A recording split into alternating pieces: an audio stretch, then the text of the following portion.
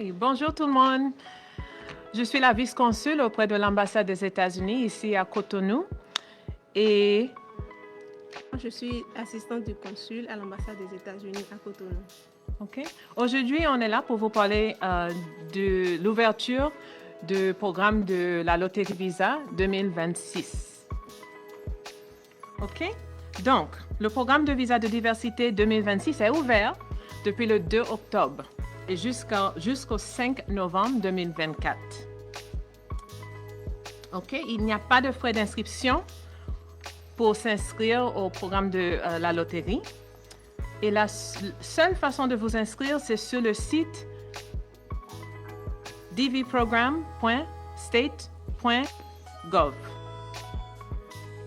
Donc aujourd'hui, ce qu'on va faire, c'est vous donner quelques conseils si vous désirez vous inscrire dans la loterie Visa.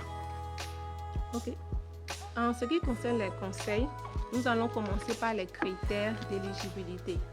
Et sachez qu'il y a deux principaux critères d'éligibilité qui sont être né dans un pays éligible, et le Bénin est un pays éligible, et il faut avoir le niveau d'éducation requis, c'est-à-dire avoir le baccalauréat ou une expérience professionnelle qui est requise. Donc les critères font partie du conseil numéro 1.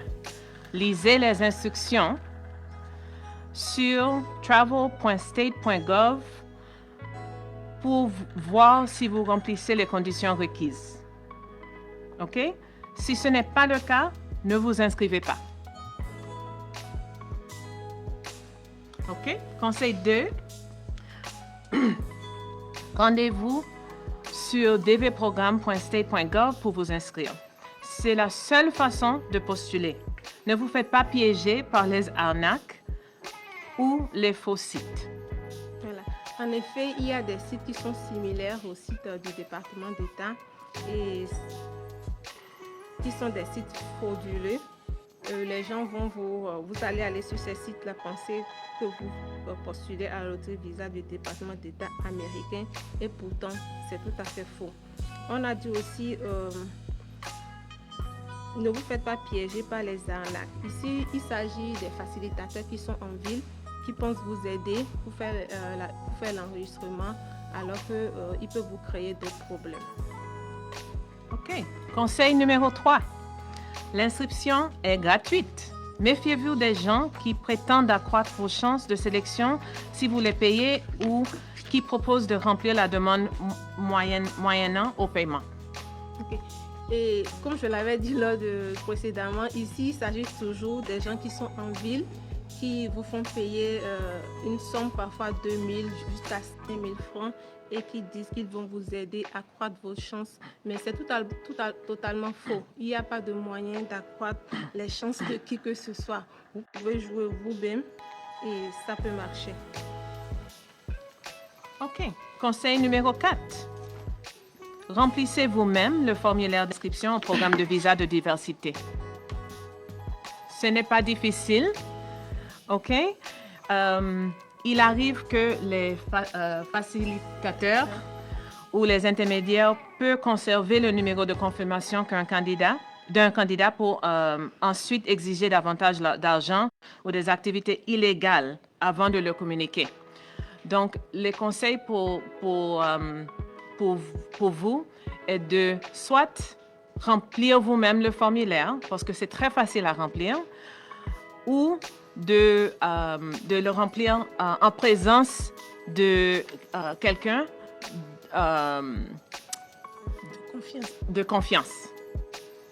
Et de garder le code de confirmation et aussi de assurer que les informations que vous mettez dans l'application sont correctes.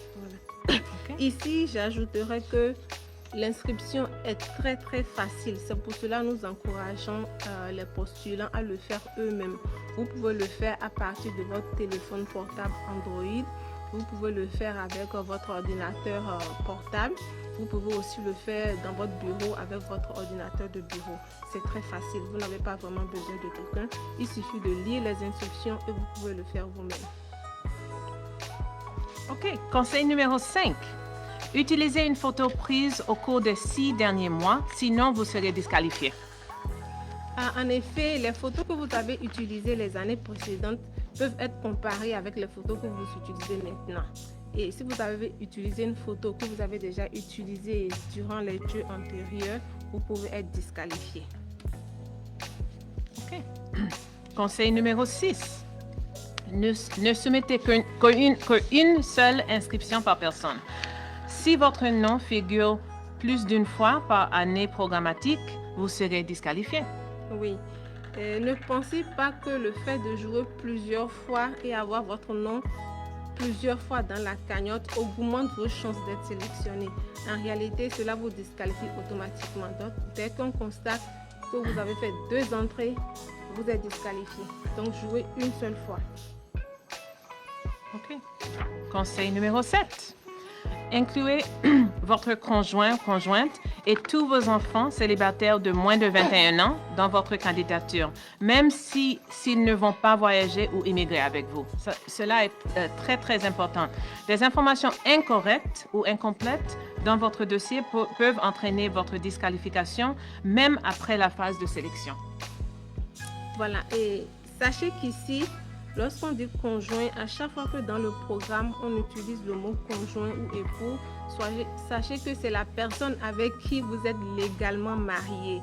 Ce n'est pas la personne avec qui vous êtes en concubinage et autres. Est-ce que vous voyez? Donc, même si cette personne-là, vous n'avez pas encore les moyens de voyager avec ces personnes-là, vous devez quand même les inclure dans votre dossier, c'est-à-dire votre conjoint, votre conjointe et tous vos enfants célibataires de moins de 21 ans, que ce soit vos enfants biologiques, les enfants adoptés ou les enfants de votre conjoint. Et quand on parle d'enfants adoptés, vous devez avoir les papiers d'adoption de cet enfant-là. Et en même temps, on parle des enfants, de vos enfants, même s'ils ne vivent pas sur le même toit que vous. Exactement. OK, on est déjà sur conseil numéro 8.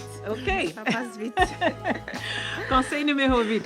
Conservez votre numéro de confirmation.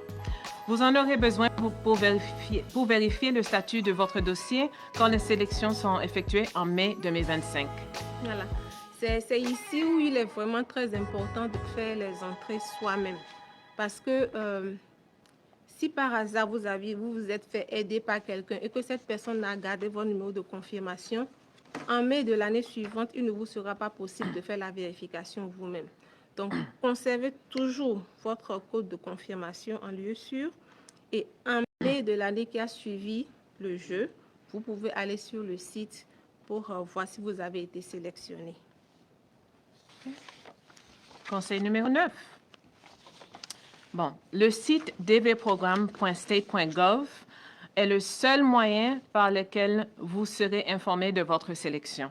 Ignorez les mails vous annonçant votre sélection au programme de visa de diversité.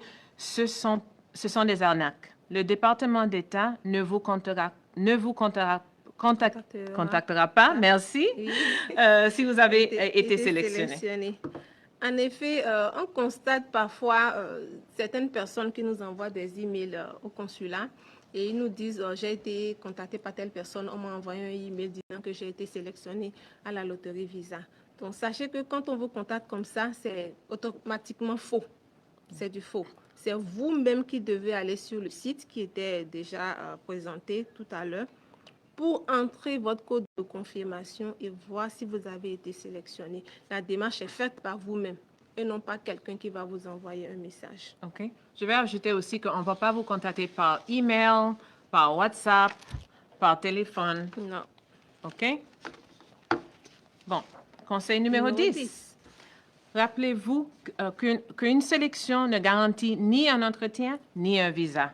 OK? Pour délivrer autant de visas que possible, le département d'État sélectionne plus de personnes qu'il n'y a de visas disponibles. Oui, ici, parfois ça fait quelques malheureux à la fin du programme de loterie Visa. Donc, sachez que chaque année, le département d'État met environ 55 000 visas à la disposition du programme. Donc, si le département sélectionne seulement 55 000 personnes, alors qu'il y en a qui ne seront pas qualifiés, il y en a qui ne se présenteront pas du tout. Donc, à la fin du programme, on va se retrouver avec des visas non utilisés. Et pour pallier à cela, le département d'État va sélectionner plus de personnes qu'il n'y a de visas disponibles.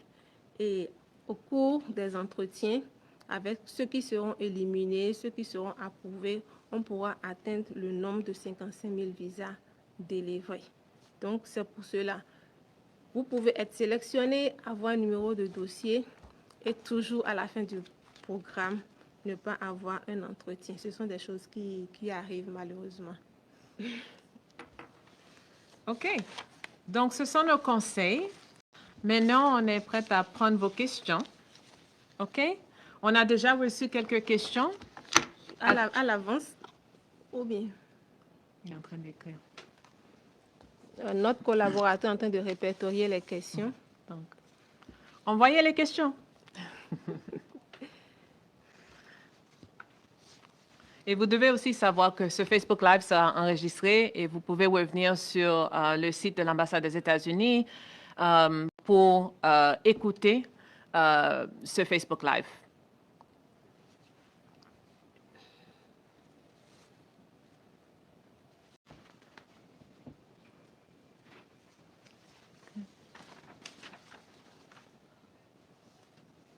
OK. Une première question déjà arrivée. Comment résoudre le souci de la photo, s'il vous plaît?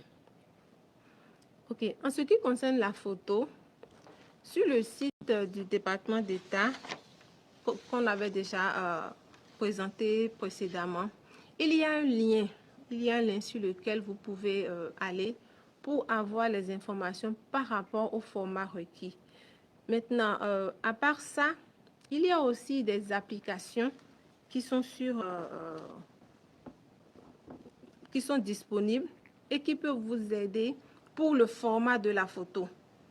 Est-ce que vous voyez? Maintenant, une petite astuce que moi je pourrais vous donner, parce que je l'ai essayé, ça a marché. Lorsque vous recadrez votre photo, faites en sorte que la photo soit une photo carrée, que les dimensions des 4 côtés de la photo soient carrées, et parfois ça marche facilement. Okay. Une autre question qu'on avait reçue qui était similaire à cette question, c'est est-ce qu'on peut, recommander une photographe ici au Bénin? Et nous, on ne donne pas des recommandations en ce qui concerne les services comme les photographes, OK? Mais vous n'êtes pas obligé d'aller faire une photo professionnelle. Comme ma collègue vous a dit, vous pouvez prendre la photo vous-même. Il y a des apps que vous pouvez utiliser qui vont vous aider et surtout lire les instructions. Lire les instructions. Il y a beaucoup d'informations sur les photos aussi. OK? Ils donnent des exemplaires des photos. OK? Et encore, ce qui est important, c'est que de ne pas utiliser une ancienne photo. Quelqu'un demande la procédure pour faire la demande. Je ne comprends pas vraiment cette question-ci, mais quand vous allez sur le site dvprogram.state.gov, oui. C'est très facile. Il y a là où vous suffit de lire les instructions. Il y a les icônes qui vous permettent de vous diriger. Vous cliquez et vous renseignez le formulaire. Et au niveau des photos, vous téléchargez la photo. À la fin, l'application vous demande de soumettre votre demande. Vous allez la soumettre et cela va générer le code de confirmation que vous pouvez imprimer ou sauvegarder sur votre ordinateur. Je vais peut-être ajouter un peu. Bon, on a certaines exigences techniques, OK, pour postuler à la loterie. Bon, déjà, vous devez avoir accès à l'Internet, OK? Vous devez faire l'enregistrement dans une séance, OK? Donc, vous ne pouvez pas commencer et revenir le lendemain, OK? Il faut prévoir environ 1 heure de temps pour compléter. Et comme ma collègue vous a dit aussi, vous pouvez le faire sur votre téléphone portable, votre ordinateur du bureau, votre ordinateur portable. OK?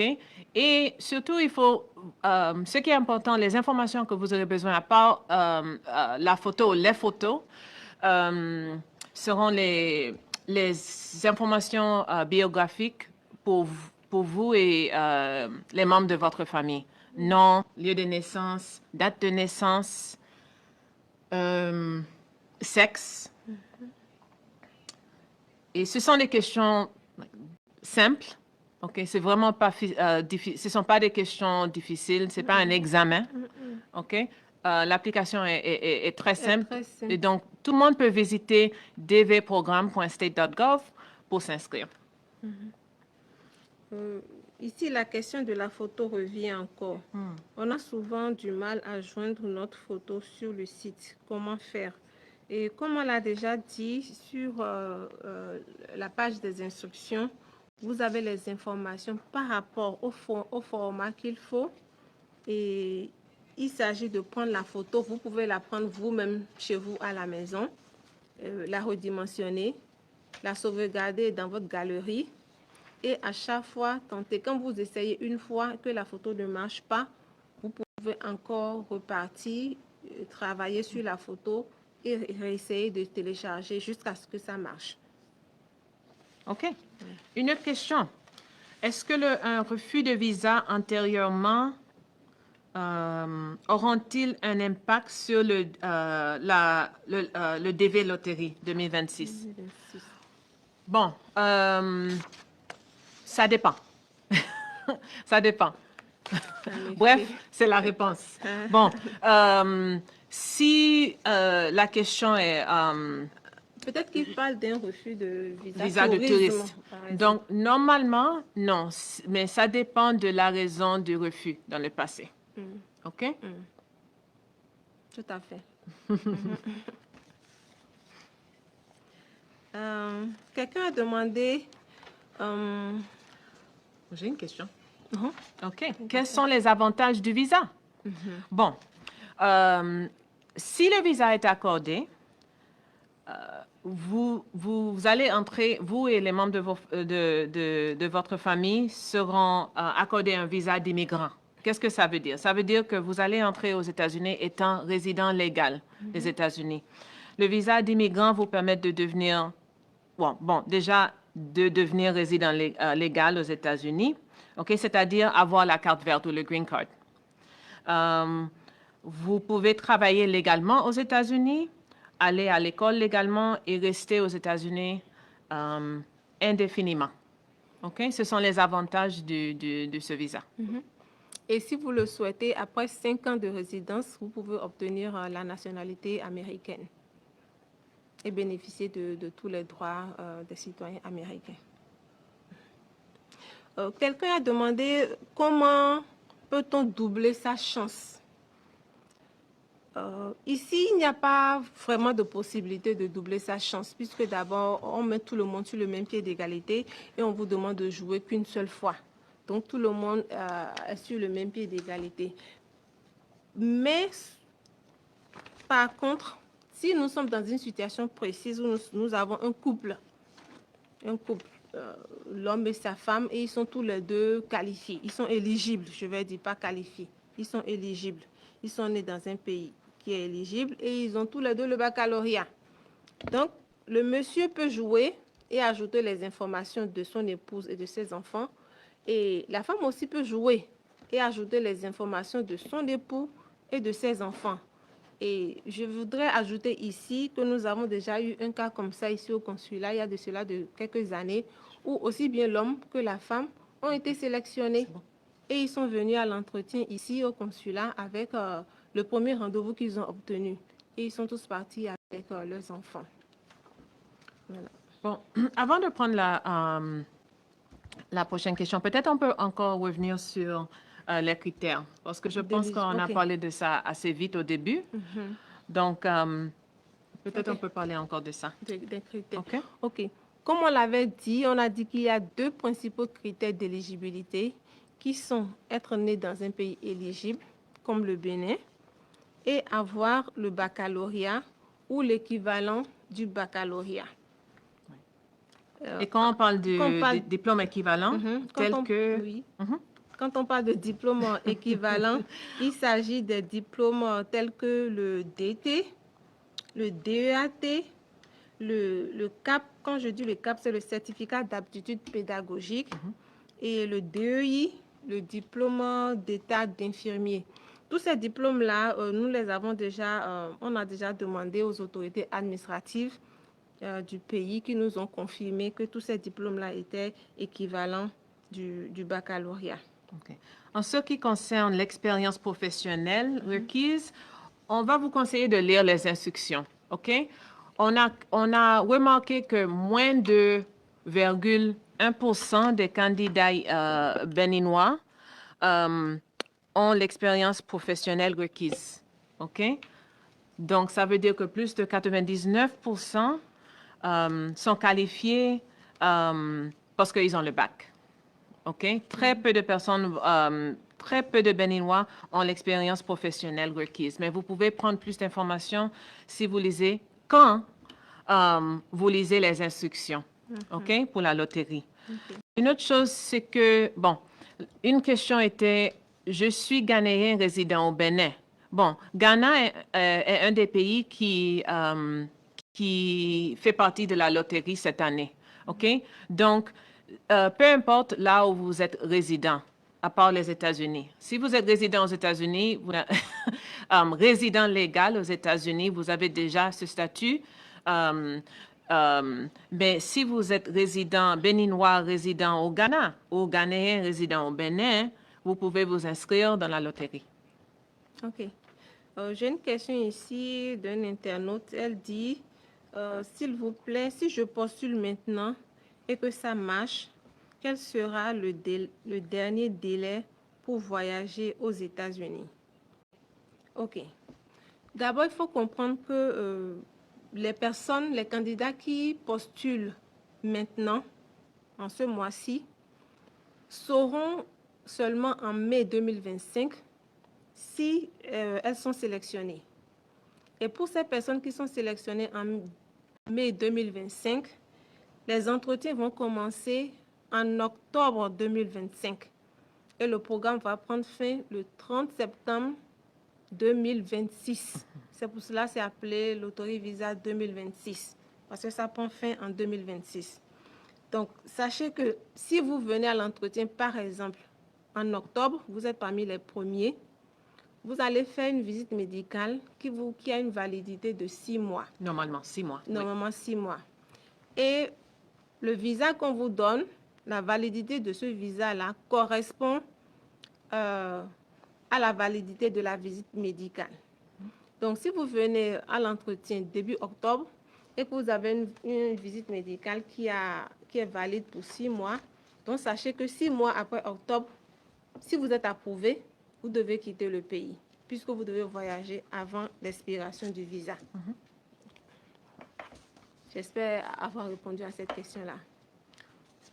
Okay. J'aimerais répondre à une autre question. Oui. OK. Je pense que on a reçu cette question d'une béninoise qui réside, elle réside hors du Bénin. Et la question était, elle expliquait que ça sera difficile pour inclure les membres de sa famille dans l'application. Ça, on n'a pas trop bien compris la question. Moi, je n'ai pas trop bien compris la question. Bon, vous n'êtes pas obligé d'être dans le même pays avec les membres de votre famille au moment que vous postulez pour la loterie. Non, OK? non. Vous devez avoir leurs informations pour remplir l'application. Voilà. OK? Nom, date de naissance, sexe, lieu de naissance. Et pour la photo, bon, avec l'Internet, quelqu'un peut vous envoyer des photos des membres de votre famille. OK? Tout à Mais fait. ce qui est important, c'est que vous devez inclure les membres de votre famille. OK? Nécessairement. Encore, les enfants qui ont moins de 21 ans, qui sont célibataires, et votre conjointe avec qui vous êtes marié légalement. OK? Tout à fait. OK. Et j'ai ici deux questions qui se rapprochent. Quelqu'un a demandé si le mariage est prévu, mais non encore fait, peut-on inscrire le nom de son partenaire? Et l'autre personne a demandé, est-ce que les mariages religieux sont pris en compte? Tu vas y aller? Les mariages religieux ne sont pas légaux ici au Bénin. OK? Donc, ce qui est important pour nous, c'est que c'est là où le mariage a été célébré, est-ce que c'est légal selon la loi du pays ou pas? OK? Ici, au Bénin, un mariage religieux n'est pas légal selon la loi béninoise. Tout à fait. OK? Et l'autre question, c'était, est-ce qu'on peut ajouter quelqu'un avec qui on n'est pas On n'est encore pas marié? encore marié. Non, parce que vous n'êtes pas légalement marié avec la personne. Tout à fait. Voilà.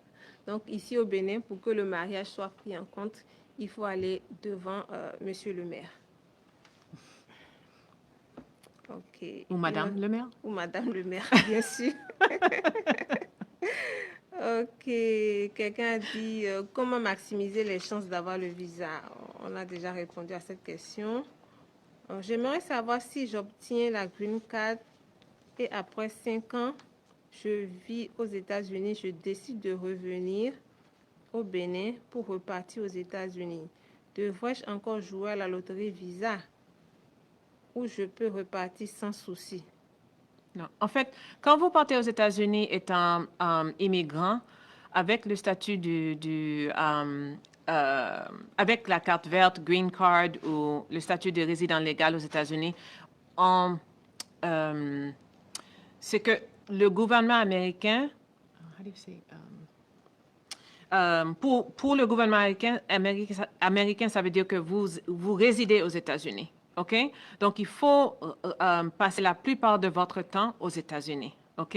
Les résidents peuvent voyager, revenir, voyager normalement, mais si vous restez hors des États-Unis pour une certaine période de temps, vous risquez de perdre votre résidence aux États-Unis. Je ne sais pas si j'ai répondu à la question. Si vous restez hors des États-Unis pour une période...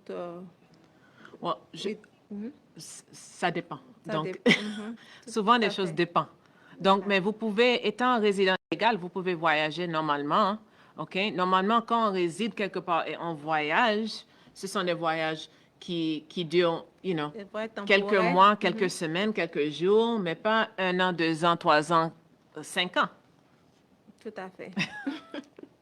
Cela veut dire que si vous faites 5 ans à l'extérieur de ce pays-là, ça veut dire que vous n'êtes plus résident du pays. OK. Quelqu'un pose ici une question très intéressante. Elle dit, pourquoi ne permettez-vous pas à ceux qui sont sélectionnés et qui, pour une raison ou une autre, ne souhaitent plus voyager aux États-Unis, de donner cette chance à une autre personne? C'est-à-dire, j'ai été sélectionnée, mais je ne veux plus voyager. Donc, je veux donner ma chance à mon frère. Yeah, parce que votre frère n'a pas joué à la loterie. C'est vous qui avez joué. Et c'est vous qui avez été sélectionné. Voilà, et c'est votre nom qui est dans le système. Est-ce que je peux postuler depuis l'Allemagne? Bien sûr, vous pouvez postuler de n'importe quel pays. En ce qui concerne l'éligibilité par rapport au pays, sachez que c'est le pays de naissance. C'est le pays où vous êtes né, c'est ce pays-là qui vous donne le visa.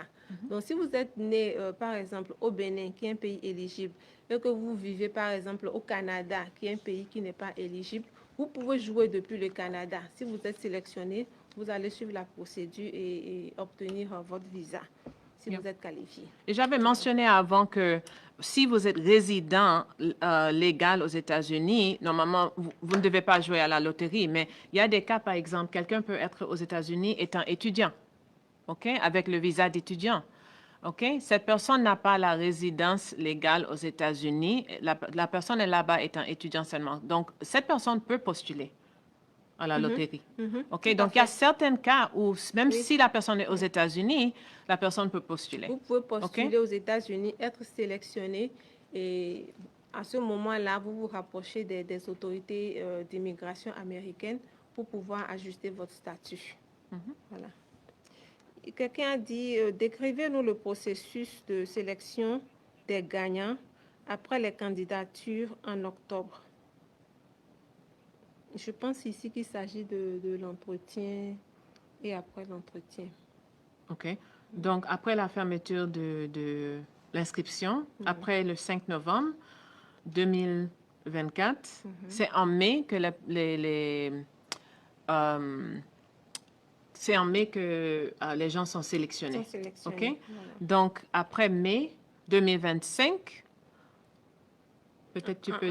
Après mai 2025, lorsque vous êtes sélectionné, le KCC va vous demander de remplir un formulaire qui s'appelle le DS 260. Et après avoir rempli ce formulaire-là, vous allez attendre patiemment votre date de rendez-vous.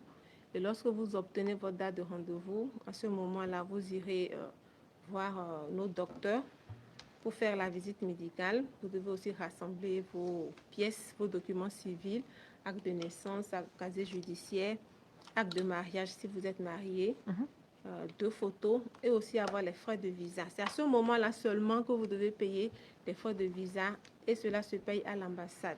C'est $330, environ 215 000 francs que vous devez préparer. Et vous venez à l'entretien.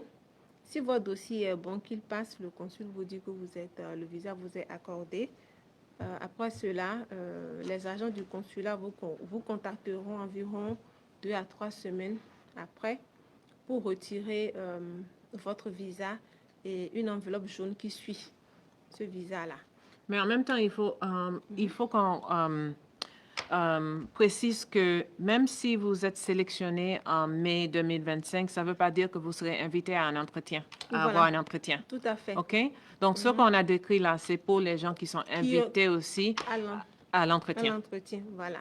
OK? Voilà, tout le monde n'obtient pas un entretien parce qu'on a expliqué précédemment que on sélectionne beaucoup plus de personnes qu'il n'y a de visa disponible, ce qui fait que à la fin du programme, certaines personnes n'ont pas de rendez-vous.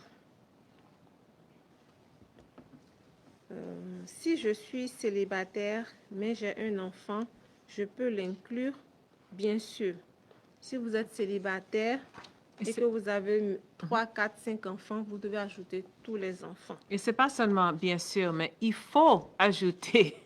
Vous devez ajouter vos enfants qui sont célibataires, qui ont moins de 21 ans. OK? Sinon, vous serez disqualifié. OK? Et oui, malheureusement, on ne peut pas accepter des raisons comme mes enfants ne vivent pas avec moi, je ne suis pas mariée avec leur maman, quelqu'un m'a aidé, la personne n'a pas ajouté mes enfants. On entend souvent des explications comme ça et malheureusement, on ne peut rien faire. OK? C'est vous qui devez savoir que vous devez inclure vos enfants. OK. Quelqu'un demande, c'est une question un peu spécifique. OK. Pas tant que ça quand même. Un IVLP qui n'a pas encore fait 2 ans au pays, peut-il participer? Je pense qu'il participe d'un bénéficiaire de visa J1, J1, qui n'a pas encore fait 2 ans au Bénin. Après son voyage, il est revenu au Bénin, mais il n'a pas encore fait les 2 ans. Est-ce qu'il peut participer à la loterie visa? Bon, souvent les réponses sont cas par cas, donc je peux dire que ça dépend. Voilà. Ça dépend. OK? Parce que pour les personnes qui sont sélectionnées, qui sont invitées à un entretien, qui ont l'entretien, ça ne sera pas avant... bon, les entretiens ne vont pas commencer avant octobre 2025. Et le 1er octobre 2025, ils vont terminer en septembre 2026. N'est-ce pas? Et donc, ça dépend. Parce qu'il y a beaucoup de temps qui va passer entre l'inscription maintenant et la date que le visa sera accordé. Accordé. Oui. C'est-à-dire que cela ne se passe pas en 3 mois ou en 6 mois. Donc, peut-être qu'avant la fin du processus, il se pourrait que les 2 ans soient déjà écoulés et que vous soyez qualifié. Oui. Okay. Bon. Oui. On a reçu une question, pas aujourd'hui, mais il y a quelques jours. Est-ce que c'est possible de jouer à l'ambassade? Et la réponse simple est non. OK? Mais vous pouvez jouer facilement sur votre téléphone portable, ordinateur de bureau ou ordinateur portable. OK. Quelqu'un demande ici, par rapport à l'inclusion des membres de la famille du candidat, est-il possible de faire l'inscription seul, par exemple, un enfant unique, sans nécessairement inclure ses parents? Je ne comprends pas la question. C'est un peu bizarre. OK. Ici, Donc, ici on a l'impression que c'est l'enfant qui joue, mais pas les parents. bon, peut-être ça, c'est une autre question. On n'a pas vraiment parlé de ça, mais il n'y a pas un âge minimum pour jouer la loterie. OK? Mais le département d'État, comme la plupart des personnes qualifient avec le bac, souvent, les candidats ou les gens qui sont sélectionnés, les joueurs de la loterie, ont au moins, on peut dire, au moins 18 ans. 18 ans. 18 ans. OK? Et c'est rare qu'on voit des cas où les gens avec le bac sont plus jeunes. Mais on peut les voir. Il n'y a pas un âge minimum ou maximum pour jouer à la loterie. Et il faut comprendre ici que lorsque c'est un enfant qui joue, il ne peut pas ajouter ses parents. Il ne peut pas ajouter son papa et sa maman. Il ne peut qu'ajouter sa femme et ses enfants. S'il n'est pas marié, mais qu'il a eu un enfant, il peut ajouter cet enfant-là. Je pense aussi que peut-être la personne, la question était, est-ce que j'ai besoin d'ajouter la maman ou le père de l'enfant? Si vous n'êtes pas marié légalement, non. Vous ne devez pas les ajouter.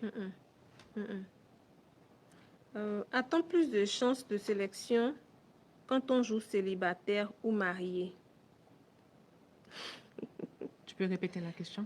A-t-on plus de chances d'être sélectionné quand on joue célibataire ou marié? Attention embassy, the Marines are now selling tickets for the Marine Corps ball and the embassy until 1:30 today. Thank you. And Adrian.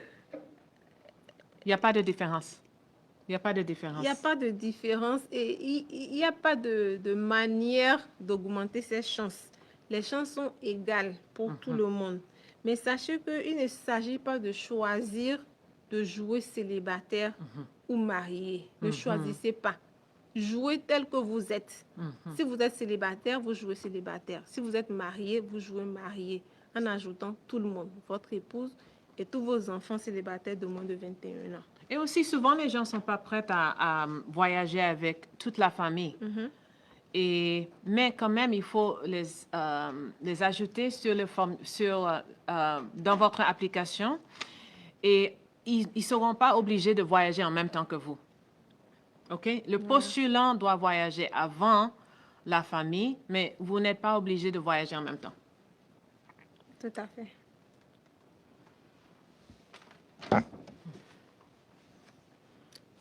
La femme joue et le mari joue différemment. Cela peut se faire. S'ils sont tous les deux éligibles, la femme peut jouer en ajoutant son mari et leurs enfants qu'ils ont ensemble. Le mari peut jouer aussi en ajoutant sa femme et leurs enfants. Et comme je l'ai dit précédemment, nous avons eu ici au consulat un cas où aussi bien la femme que le mari étaient sélectionnés. Wow. Tous les deux étaient sélectionnés et ils sont venus avec le rendez-vous du premier qui a été programmé. Et heureusement, le dossier était bon, leur visa a été approuvé et je suppose qu'ils sont déjà aux États-Unis à l'heure actuelle. Ça arrive.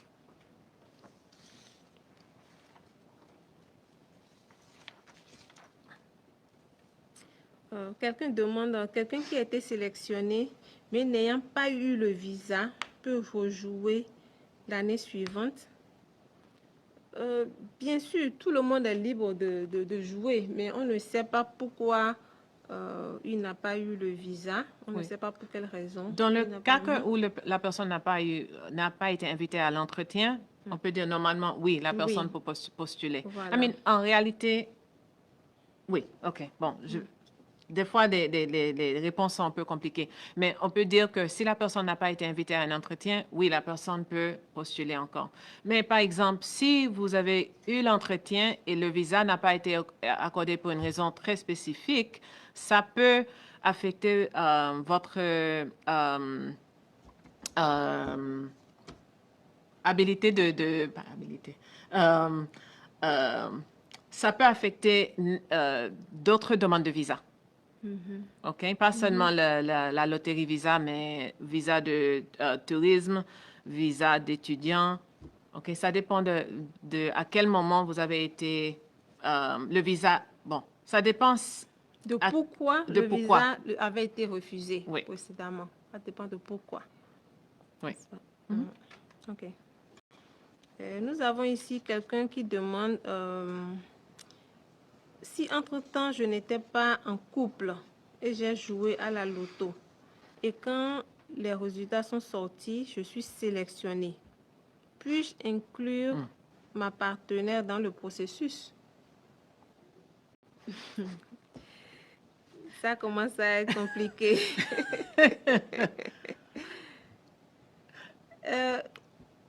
Vous êtes libre. D'abord, quand vous partez de parler de partenaire à ajouter à votre dossier, sachez que ça doit être un partenaire avec qui vous êtes légalement marié.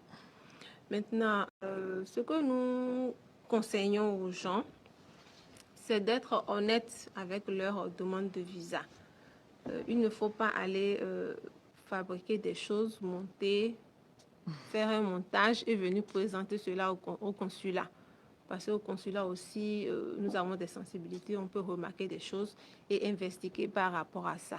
Donc, le mieux pour vous, c'est de présenter votre dossier le plus simplement, n'est-ce pas, afin qu'il puisse passer. Voilà. Bonne réponse. Merci. On avait une autre question il y a quelques jours. Est-ce que l'ambassade garantit les frais d'installation en Amérique? OK? Si on est sélectionné. Et bon, la réponse est non. OK? Vous devez avoir quelqu'un aux États-Unis qui pourra vous héberger au début et vous aider au début.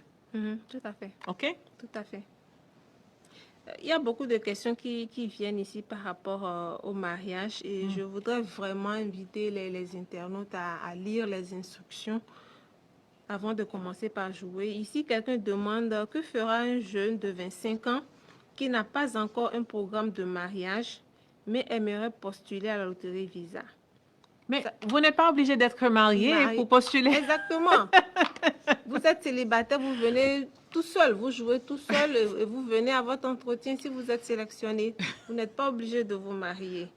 Ne vous compliquez pas la vie. Pas que le mariage est compliqué. Mais le mariage est compliqué, mais... Okay. Et en parlant des instructions, bon, ils vont, le département d'État, les instructions officielles sont en anglais seulement. Mais sur le site qu'on a mentionné, dvprogramme.state.gov, ils vont petit à petit offrir des instructions dans d'autres langues. OK? Pour le moment, ils sont pas, ils n'ont pas sorti les instructions en français. Mais vous pouvez visiter le site et voir si les instructions sont sorties en français. OK. Nous avons ici quelqu'un qui aimerait savoir, après avoir été sélectionné, comment faire pour savoir si je suis retenue pour l'entretien. D'abord, après avoir été sélectionné, sachez que après, vous devez ouvrir un compte sur le site du KCC.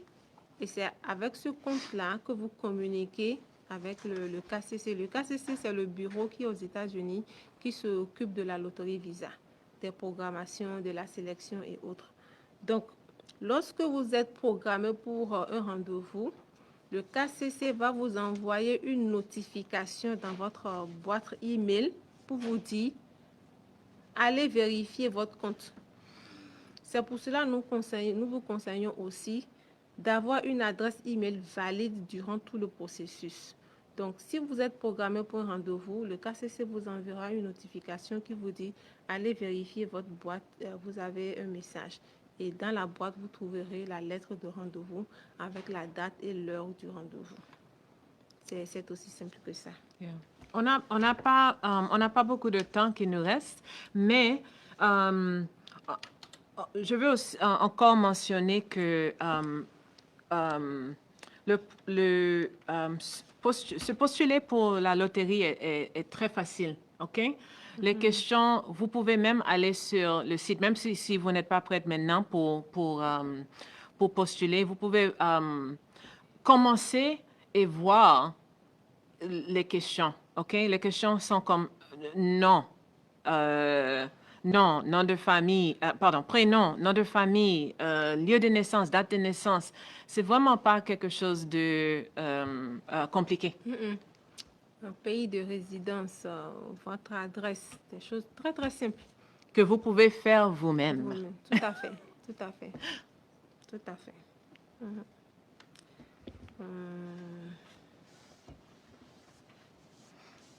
Ok, est-il bénéfique de jouer la loterie Visa avec le bac, la licence ou le master? Le Tu diplôme peux avec... répéter encore? Est-il bénéfique de jouer avec la loterie avec le bac, la licence ou le master? Je pense qu'il demande ici quel diplôme donnerait plus de chances. Non, donc j'ai pas bien compris la question, mais dans la demande, dans l'application, je pense que on demande votre, je pense que the highest level of education.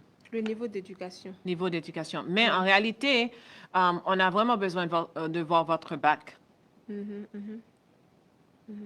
OK? Parce que c'est le bac qui fait partie des critères. OK? Une personne n'a pas besoin d'avoir une licence, maîtrise, doctorat. C'est le bac. Si vous avez au minimum le bac, c'est déjà bon pour être qualifié au point de vue de l'éducation. D'autres questions intéressantes? Ok, quelqu'un demande au moment de l'interview à l'ambassade, est-ce qu'on doit payer en même temps les frais de la green card? Non, au niveau de l'ambassade, vous payez seulement les frais d'entretien de visa. C'est lorsque votre visa est accordé, on vous donne le visa, que vous allez payer ce qu'on appelle les droits d'immigration. Et c'est les droits d'immigration qui permettront au bureau d'immigration aux États-Unis d'établir votre green card. Vous ne payerez pour la green card qu'après avoir obtenu le visa.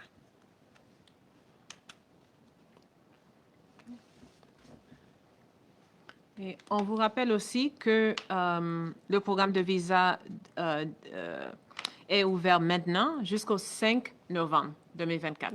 OK? Donc, il vous reste 28 jours pour jouer. C'est ça. Et quelqu'un demande si vous avez besoin du passeport. Peut-on faire l'inscription sans le passeport? Oui, vous n'avez pas besoin du passeport pour faire l'inscription. Il y a environ 2 ou 3 ans, on avait exigé le passeport pour faire avant l'inscription, mais depuis l'année dernière, vous n'avez plus besoin du passeport pour faire l'inscription en ligne. Je pense qu'on a parcouru toutes les questions. Oui. Bon, on souhaite bonne chance à tout le monde, à tous les postulants. Nous souhaitons bonne chance à tous les postulants et rendez-vous en octobre 2025 pour commencer les entretiens. Merci. Merci.